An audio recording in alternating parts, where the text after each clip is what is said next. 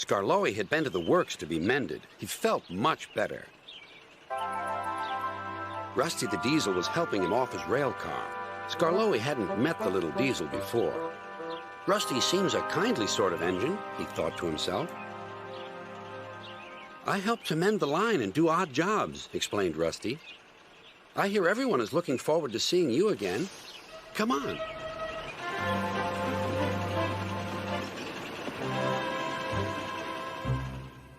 Peter Sam was feeling depressed. He was still getting over his accident, but he wanted to start work again. Sir Topham Hatt wouldn't let him.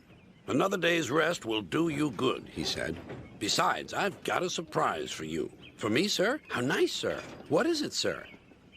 Wait and see. The surprise was Skarloey. Oh, said Peter Sam, I'm glad you've come home. They lit Skarloey's fire and he sizzled happily. I feel all excited, he said, just like a young engine. Now tell me all the news. I see you've met Rusty, said Peter Sam. Yes, I like that diesel. So do I, replied Peter Sam. It's a pity Duncan doesn't. Who is Duncan? He came as a spare engine after my accident, replied Peter Sam. Is he useful? He keeps busy, and I'm sure he means well, but he's bouncy and rude. He sings and sways and swivels around. His drivers call it rock and roll. I understand, said Skarloey gravely. His driver interrupted. Duncan has done it again. He's stuck in a tunnel. Come on, old boy, we'll have to get him out. Skarloey was pleased. He wanted to run and looked forward to meeting Duncan. They found the caboose and some workmen and hurried up the line. How nice and smooth the rails are, thought Skarloey. They've mended all the old bumps. The little diesel has helped to do that. What a difference Rusty's made to the line.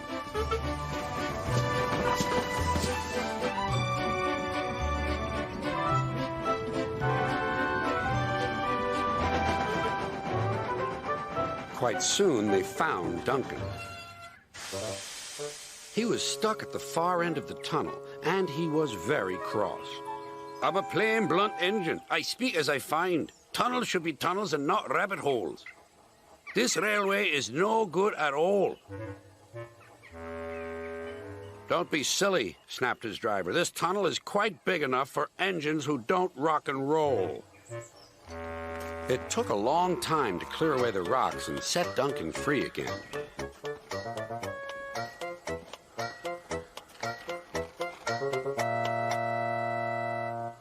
At last, Skarloey was able to push Duncan and his coaches safely through.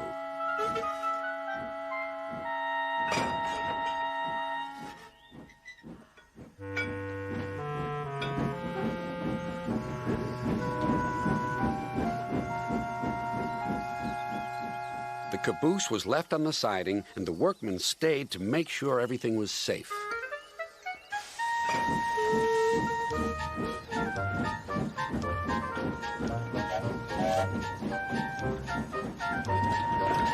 Duncan grumbled all the way home, but Skarloey paid no attention.